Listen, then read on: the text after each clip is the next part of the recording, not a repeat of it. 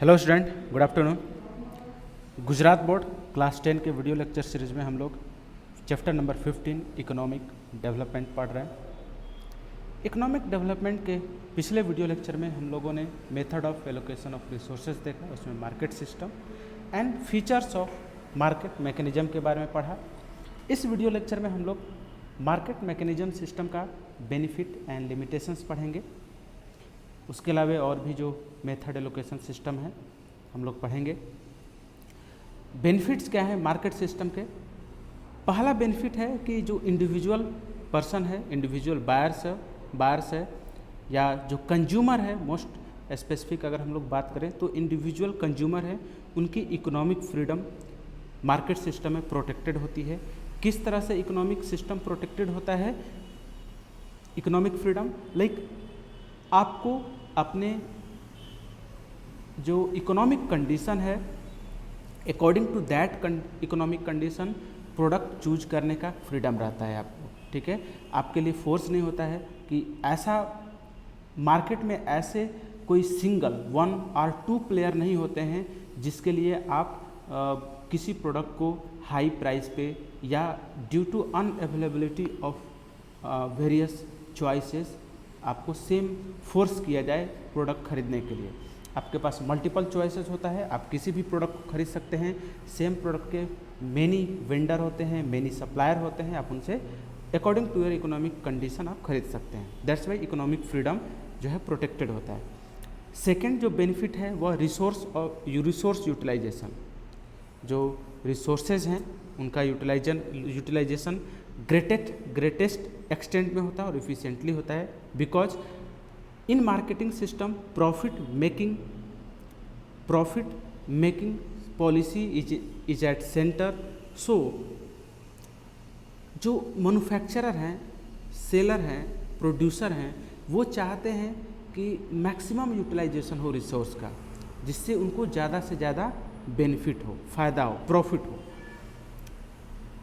जो भी प्रोडक्ट होता है एबेंडेंट होता है, जो प्रोडक्शन है वो बहुत ज़्यादा किया जाता है एक ही तरह के प्रोडक्ट का, तो दैट्स वाई जो है एबेंडेंट प्रोडक्शन होता है मैन्युफैक्चरिंग में, क्योंकि वैसे प्रोडक्ट ज़्यादा प्रोड्यूस किए जाते हैं जिससे ज़्यादा से ज़्यादा फायदा हो सकता है, जिससे ज़्यादा से ज़्यादा प्रॉफिट हो सकता है।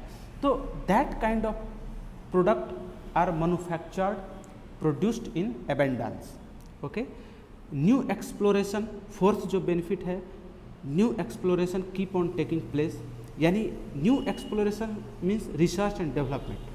अपने प्रोडक्ट को इम्प्रूव करने के लिए हमेशा नए नए रिसर्च करते रहते हैं प्रोड्यूसर, जिससे कि उनका प्रोडक्ट ज़्यादा अट्रैक्टिव हो, इम्प्रूव्ड हो और पब्लिक के पास ज़्यादा जाए, पब्लिक उसको ज़्यादा पसंद करे, क्योंकि पब्लिक पसंद करेगी तभी वो लोग खरीद पाएंगे। पब्लिक खरीदेगी, कंज्यूमर खरीदेगा और ज़्यादा से ज़्यादा खरीदेगा तो उनको फ़ायदा होगा।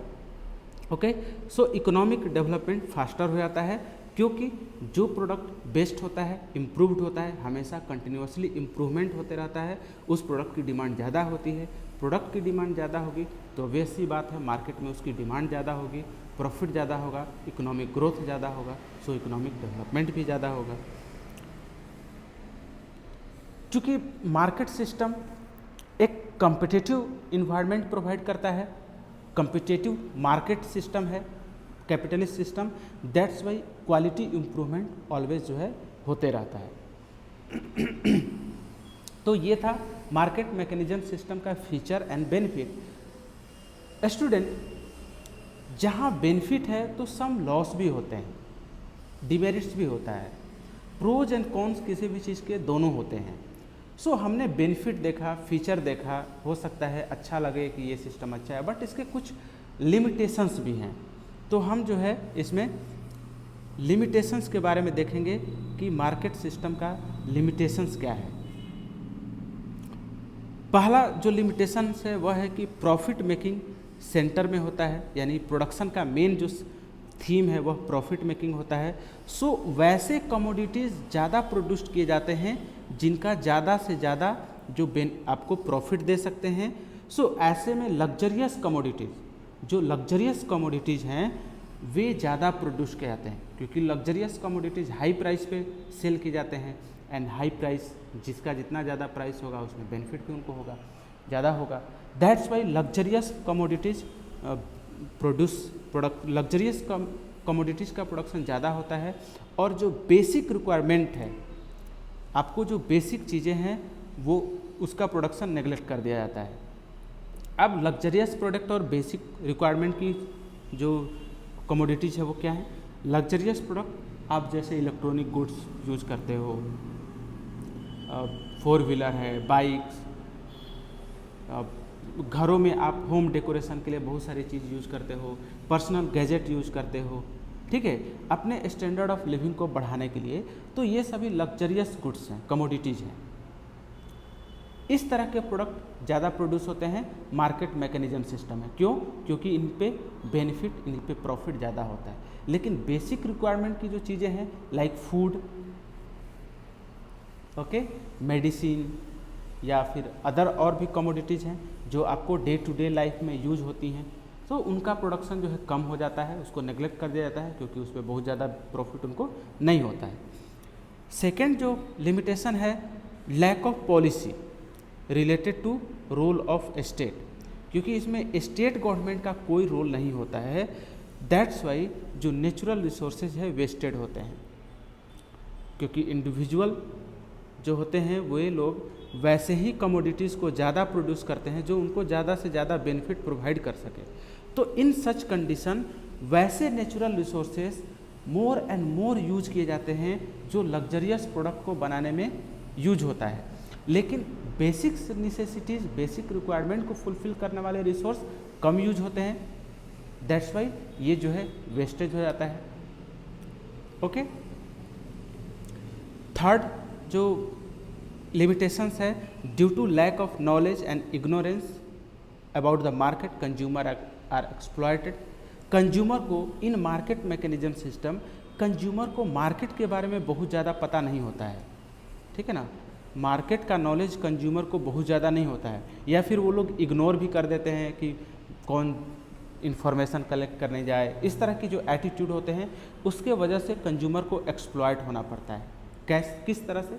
जैसे मान लो कि आपके पास कोई प्रोडक्ट आप खरीदने गए मार्केट में, और जो भी प्रोडक्ट आप खरीदने जा रहे हो, जस्ट सपोज कर लो आप टूथपेस्ट खरीदने गए, और टूथपेस्ट तो बहुत सारी कंपनी सेल कर रही हैं, ओके, कोलगेट है, पेप्सोडेंट है, हिमालयन है, पतंजलि है, एंड मेनी मोर ब्रांड अपने टूथपेस्ट सेल करते हैं। लेकिन आपको ईच एंड एवरी ब्रांड के बारे में पता नहीं है, आपको प्राइस के बारे में पता नहीं है, प्राइस मैकेनिज्म पता नहीं है, इंग्रेडिएंट क्या है नहीं पता है। तो आप क्या करोगे? आप मार्केट में जाओगे और जो चीज़ें, हो सकता है कि जो चीज़ें आपके लिए बेनिफिशियल ना हो सकता है कि आप महंगी चीज़ जो कॉस्टली हो वो खरीद के चले आओ, ठीक है। तो due to lack of knowledge and ignorance जो कंज्यूमर है वो एक्सप्लॉयट होता है मार्केट सिस्टम में, क्योंकि मार्केट सिस्टम में अपने प्रोडक्ट को ज़्यादा से ज़्यादा सेल करना होता है। तो वो through advertisement, through making attractive product, ये लोग जो सेलर हैं वो कंज्यूमर को अट्रैक्ट करते हैं। जो फोर्थ लिमिटेशन है, due to centralization of property and income there is increase in disparity of income, क्योंकि मार्केट सिस्टम कौन कंट्रोल करता है? जो इंडिविजुअल या प्राइवेट पर्सन है। अब ये लोग रिच पीपल होते हैं, तो इसमें क्या होता है कि जो पावर एंड प्रॉपर्टी है, इनकम है, वो सेंट्रलाइज होता है, यानी कि in hand of some few people, few rich people. तो इसके वजह से इनकम डिस्पैरिटी बढ़ जाता है, यानी कि रिच एंड पुअर का गैप और ज़्यादा बढ़ जाता है। फिफ्थ लिमिटेशन है फियर ऑफ मोनोपोली। मान लो कि जो रिच पीपल हैं वो लोग आपस में एक तरह से यूनियन बना करके और कुछ ही प्रोडक्ट आप मार्केट में लाएंगे। जो मार्केट में जब प्रोडक्ट की कमी होगी, 1 या 2 प्रोडक्ट ही मार्केट में होंगे, तो फिर उसको मनमाने प्राइस पे, हाई प्राइस पे उसको सेल करेंगे, क्योंकि कंज्यूमर को तो खरीदना ही पड़ेगा। एक ही 1 या 2 सेलर हैं मार्केट में, ठीक है ना। तो इसको मोनोपोली कहा जाता है। Monopoly is a system, monopoly is a situation of market in which only 1 or 2 sellers of product are find, ठीक है। तो वैसे मार्केट सिस्टम जिसमें 1 or 2 सेलर होते हैं किसी प्रोडक्ट के, उसको मोनोपोली कहा जाता है। अब आप 1 or 2 होंगे तो आपको किसी न किसी एक का तो खरीदना ही पड़ेगा, तो अब वो क्या करेंगे? हाई प्राइस रखेंगे उसका। इकोनॉमिक इनस्टेबिलिटी हो जाता है। जैसे मान लो कि इकोनॉमिक जैसे डिप्रेशन आ गया या रिसेशन आ गया, जैसे अभी चल रहा है प्रेजेंट टाइम में, तो इस तरह से ऐसे सिस्टम में क्या होता है कि गवर्नमेंट का कोई इंटरफेरेंस नहीं होता है, तो मार्केट बिल्कुल क्रैश कर जाता है, इकोनॉमी डाउन हो जाती है। ओके, तो इकोनॉमिक इनस्टेबिलिटी क्रिएट होने का ज़्यादा डेंजर रहता है इसमें, और एक्सप्लॉयटेशन ऑफ लेबर ज़्यादा होता है, क्योंकि लेबर, कोई भी प्रोडक्ट मैन्युफैक्चर किया जाता है तो उसमें लेबर कॉस्ट भी इंक्लूड किया जाता है, और वो चाहते हैं मार्केट में जो प्रोडक्ट है, प्रोडक्ट के प्राइस को कम करने का एक तरीका ये भी होता है कि लेबर कॉस्ट आपका कितना है। अगर लेबर कॉस्ट कम हो जाए तो आपको जो है मैन्युफैक्चरिंग कॉस्ट कम हो जाएगा। दैट्स भी वो लेबर जो भी वर्क फोर्स यूज होता है उसको ज़्यादा से ज़्यादा वो काम कराना चाहते हैं, ज़्यादा से ज़्यादा उसको वर्क कराना चाहते हैं, जिससे कि ज़्यादा से ज़्यादा प्रोडक्शन हो और उनको बेनिफिट हो। ओके, तो ये लिमिटेशंस थे हमारे मार्केट सिस्टम के। अब हम लोग का दूसरा जो सिस्टम है उस पे चलते हैं। दूसरा सिस्टम है हमारा socialistic system. Okay, socialist system. Socialist system just opposite होता है मार्केट सिस्टम का। मार्केट सिस्टम में इंडिविजुअल पीपल रिसोर्स कंट्रोल करते हैं, सोशलिस्ट सिस्टम में गवर्नमेंट कंट्रोल करती है, जो भी पॉलिसी है गवर्नमेंट करती है। मार्केट सिस्टम में price profit making main theme होता है, मेन सेंटर होता है, फोकस होता है, जबकि in socialistic system welfare of society, welfare of public main goal होता है। ओके, तो ये जो सोशलिस्ट सिस्टम है वो क्यों इमर्ज हुआ? Due to failure and limitation of market system. So countries like Russia and China have achieved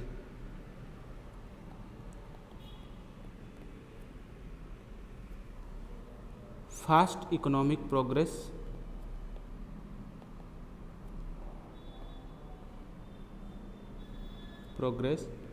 by adopting this system। Socialist system इनमें इम्प्लीमेंट किया इन लोगों ने और वहाँ पे इकोनॉमिक डेवलपमेंट हुआ। सोशलिस्ट सिस्टम में जैसे पहले ही all economic decision taken by state machinery. ठीक है, डिसीजन क्या होता है?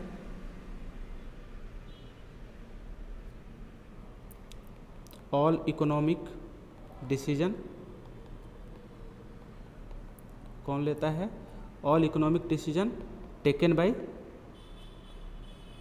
State machinery. State machinery means जो स्टेट गवर्नमेंट है, डिपार्टमेंट है, वो सभी जो है इसको डिसीजन लेते हैं। जितने भी रिसोर्स है, जो भी रिसोर्स होता है कंट्री के अंदर, resources on by state government through various department. ठीक है ना, तो ऑन करने का मतलब स्टेट गवर्नमेंट ही कंट्रोल करेगी। ठीक है, तो इस सिस्टम में अब इससे क्या मालूम पड़ा हमें कि जो भी ऑल जो इकोनॉमिक कंडीशन है, इकोनॉमी है, वो स्टेट गवर्नमेंट मैनेज करती है। जितने भी डिसीजन है pertaining to production, investment, resource distribution, production distribution, सभी जो डिसीजन है वो सभी सोसाइटी को माइंड में रख के किया जाता है। ठीक है ना, तो social welfare is at centre in this system rather than profit making,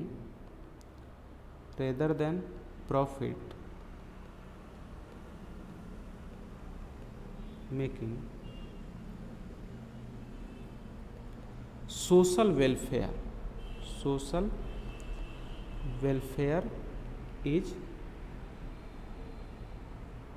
at the center। यानी कि सोशल वेलफेयर मेन थीम होता है। क्यों? क्योंकि स्टेट गवर्नमेंट सब कुछ कंट्रोल करती है। जो भी प्रोडक्शन है, क्या प्रोड्यूस किया जाएगा, उसके प्राइस क्या होंगे, सभी कुछ स्टेट गवर्नमेंट डिसाइड करता है। ठीक है, तो लिख सकते हैं हम इसको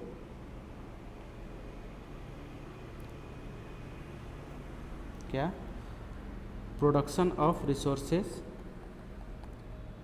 प्रोडक्शन ऑफ रिसोर्सेस एंड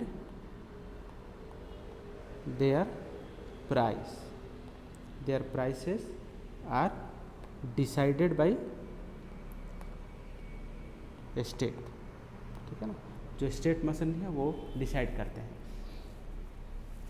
जो भी रिस्पॉन्सिबिलिटी होती है to achieve target of production, ये भी स्टेट गवर्नमेंट डिसाइड करता है। फार्मिंग, जो कि स्टेट गवर्नमेंट, फार्मिंग भी labour are paid according to their ability, ठीक है। तो इसका एक और क्वालिटी होता है कि जो फार्मिंग होता है, फार्मिंग इज आल्सो owned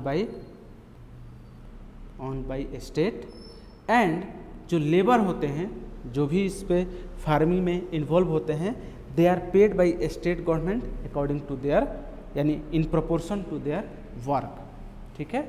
जितना वो काम करते हैं उसके अनुसार उनको पेड कर दिया जाता है। सो फीचर्स क्या हैं सोशलिस्टिक सिस्टम और फीचर्स? इसके भी तो फीचर और लिमिटेशन होंगे, ठीक है। जिस तरह से फीचर होगा, बेनिफिट होगा, जिस तरीके से जो मार्केट सिस्टम के फीचर हैं, तो इनके क्या फीचर होते हैं?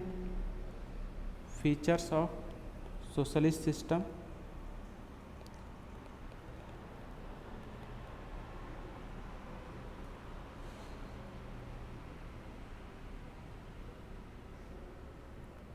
आपको फीचर मिल जाएगा यहाँ पे, ठीक है ना। ये फीचर है और इसके लिमिटेशंस भी हैं, मिलेंगे, ठीक है। ये सभी जो हैं सोशलिस्ट सिस्टम के फीचर और बेनिफिट और लिमिटेशंस है। पहला फीचर है resources are owned by the state, जो रिसोर्स है वो स्टेट गवर्नमेंट ऑन करती है।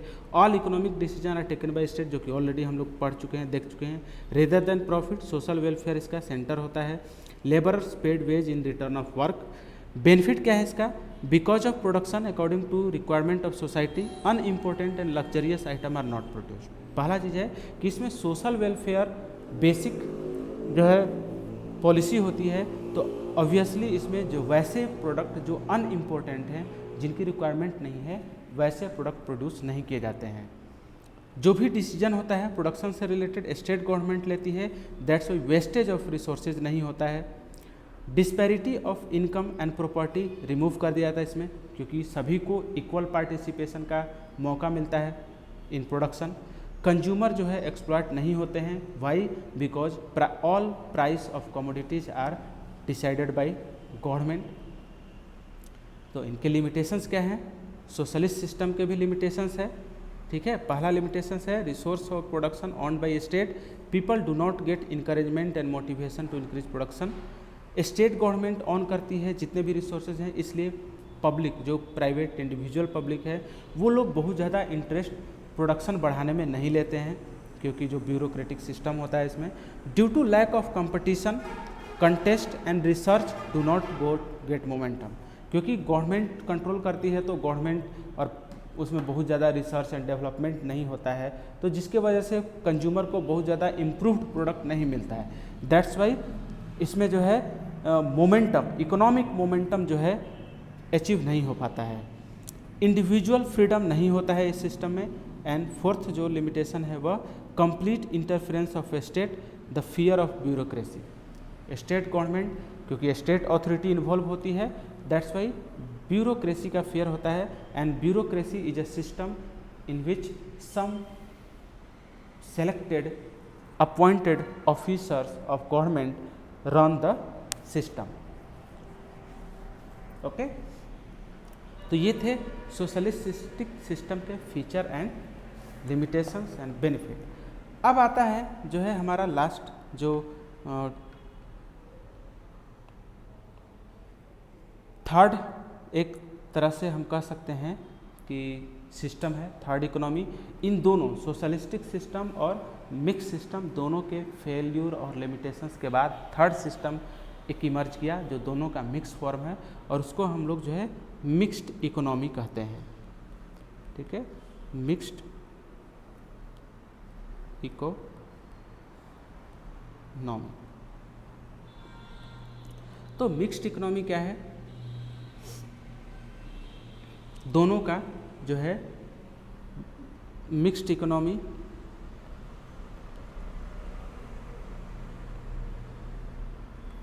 Market system plus socialist system, यानी दोनों का यह जो है मिक्स फॉर्म है, इसमें दोनों अवेलेबल होते हैं। ठीक है। पब्लिक एंड प्राइवेट सेक्टर को एग्जिस्ट करता है इन मिक्स्ड इकोनॉमी। ठीक है। और एक चीज़ और होता है इसमें इम्पोर्टेंट चीज़ कि दोनों को एग्जिस्ट करते हैं and both sector do not work as competitor,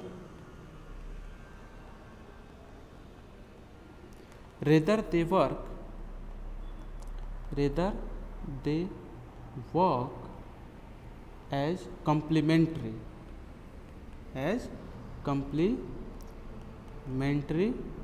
to each other. It means कि they help each other to grow, to increase production, to increase economic growth, to increase economic development. Okay. Public and private sector, यानी some amount, यानी resources किसके पास होता है? Public sector के पास। Public sector means government, and production या जो technology है प्राइवेट सेक्टर के पास है। तो दोनों मिल करके काम करते हैं। सम जो प्रोडक्ट हैं वो पब्लिक सेक्टर के पास होता है, सम जो रिसोर्सेज हैं वो प्राइवेट के पास होता है। तो दोनों एक दूसरे की कॉम्प्लीमेंट्री, एक दूसरे के एज अ हेल्पिंग हैंड जो है एग्जिस्ट करते हैं और डेवलपमेंट में रोल प्ले करते हैं। There is individual in mixed economy, there is individual or private ownership in agriculture, trade, a small consumer goods industry, while the basic key areas like heavy industries, factories producing defense material, railways, electricity, roads, irrigation owned by state. So हम देख सकते हैं कि जो agriculture है, जैसे agriculture, trade, small consumer goods, ठीक है ना, ये सभी owned bye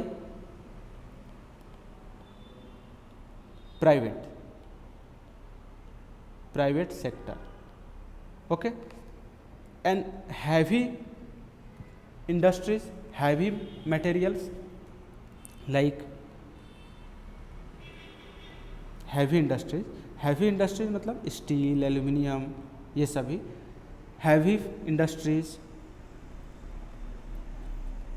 factories producing defence material,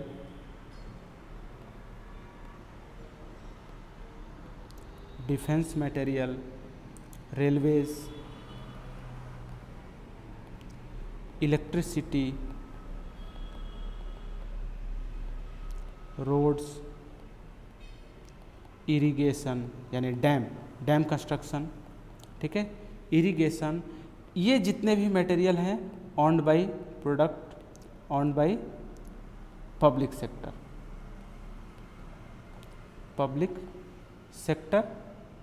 sector means state government के द्वारा, ठीक है ना। तो मिक्स्ड मार्केटिंग सिस्टम में जो इकोनॉमी है वो कंप्लीट फ्री भी नहीं होता है। गवर्नमेंट कुछ कंट्रोल रखती है in different way.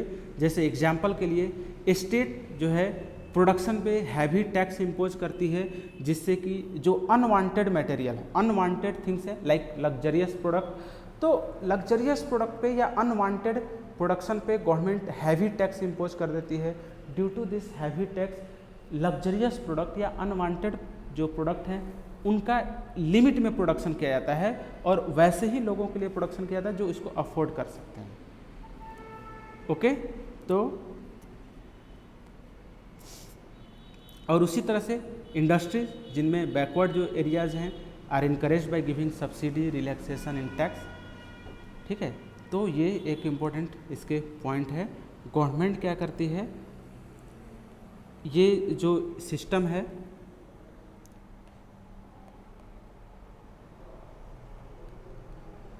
This system is not completely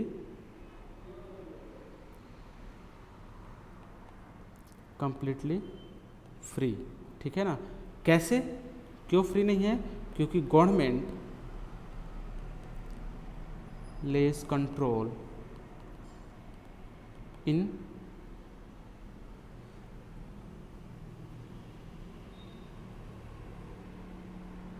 control by imposing heavy tax on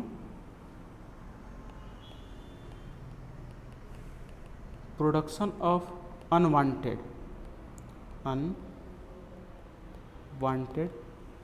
things and industries. ये दूसरी तरफ क्या करती है, इंडस्ट्रीज इन बैकवर्ड एरिया, वैसे रीजन जो बैकवर्ड हैं economically, backward areas are encouraged by giving subsidy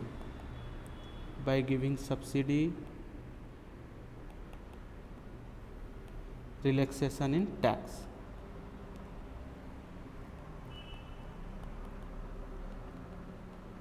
ठीक है, तो इस तरह से गवर्नमेंट इनकरेज करती है जो है इंडस्ट्रीज को। मिक्स इकोनॉमी एक ऐसा इकोनॉमिक सिस्टम है जिसमें इम्पोर्टेंट प्लेस जो है इकोनॉमिक प्लानिंग को दिया जाता है। जो भी इकोनॉमिक प्लानिंग होता है, यानी कि रिसोर्सेज को कैसे बेस्ट वे में यूज किया जाए, इसको जो है ज़्यादा इम्पोर्टेंस दिया जाता है। को एग्जिस्टेंस, जो इकोनॉमिक को एग्जिस्टेंस और प्राइवेट और पब्लिक सेक्टर को एक्सेप्ट किया जाता है इस सिस्टम में, दैट्स वाई इसको जो है कंट्रोल्ड इकोनॉमिक सिस्टम भी कहा जाता है। Okay, this system is also called controlled economic system। Why? Because all economic decision, economic planning are controlled by government। ठीक है, सो रिस्ट्रिक्शन में ऐसे कंट्रीज हैं, जैसे एग्जाम्पल के लिए कंट्री के कौन कौन से एग्जाम्पल हैं, जैसे इंडिया है, फ्रांस, इंग्लैंड, ऐसे कंट्री में जो है इस तरह का सिस्टम अवेलेबल है। ठीक है, तो ये था हमारा मिक्स्ड इकोनॉमी और इसमें हम लोगों ने सब कुछ पढ़ा, मार्केट, सोशलिस्ट, मिक्स्ड इकोनॉमी।